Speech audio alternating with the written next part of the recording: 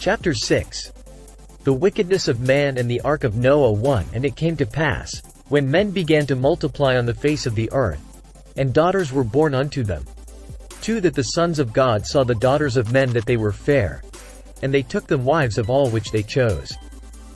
3. And the Lord said, My spirit shall not always strive with man, for that he also is flesh. Yet his days shall be 120 years. 4. There were giants in the earth in those days, and also after that, when the sons of God came in unto the daughters of men, and they bare children to them, the same became mighty men which were of old, men of renown. 5. And God saw that the wickedness of man was great in the earth, and that every imagination of the thoughts of his heart was only evil continually. 6. And it repented the Lord that he had made man on the earth, and it grieved him at his heart. 7. And the Lord said, I will destroy man whom I have created from the face of the earth, both man, and beast, and the creeping thing, and the fowls of the air, for it repenteth me that I have made them. 8. But Noah found grace in the eyes of the Lord. 9. These are the generations of Noah. Noah was a just man and perfect in his generations, and Noah walked with God. 10. And Noah begat 3 sons, Shem, Ham, and Japheth. 11. The earth also was corrupt before God, and the earth was filled with violence. 12. And God looked upon the earth, and, behold, it was corrupt, for all flesh had corrupted his way upon the earth. 13. And God said unto Noah, The end of all flesh is come before me, for the earth is filled with violence through them, and, behold, I will destroy them with the earth.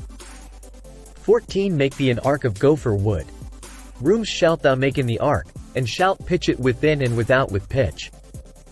15. And this is the fashion which thou shalt make it of. The length of the ark shall be 300 cubits, the breadth of it 50 cubits, and the height of it 30 cubits. 16. A window shalt thou make to the ark, and in a cubit shalt thou finish it above. And the door of the ark shalt thou set in the side thereof. With lower, second, and third stories shalt thou make it. 17. And, behold, I, even I, do bring a flood of waters upon the earth, to destroy all flesh, wherein is the breath of life, from under heaven, and everything that is in the earth shall die. 18. But with thee will I establish my covenant, and thou shalt come into the ark, thou, and thy sons, and thy wife, and thy sons' wives with thee. 19. And of every living thing of all flesh, 2 of every sort shalt thou bring into the ark, to keep them alive with thee. They shall be male and female. 20. Of fowls after their kind, and of cattle after their kind, of every creeping thing of the earth after his kind, 2 of every sort shall come unto thee, to keep them alive. 21. And take thou unto thee of all food that is eaten, and thou shalt gather it to thee, and it shall be for food for thee, and for them. 22. Thus did Noah, according to all that God commanded him, so did he. Explanation and understanding of Genesis chapter 6. Genesis chapter 6 marks a critical turning point in the biblical narrative, introducing the story of Noah and the Great Flood.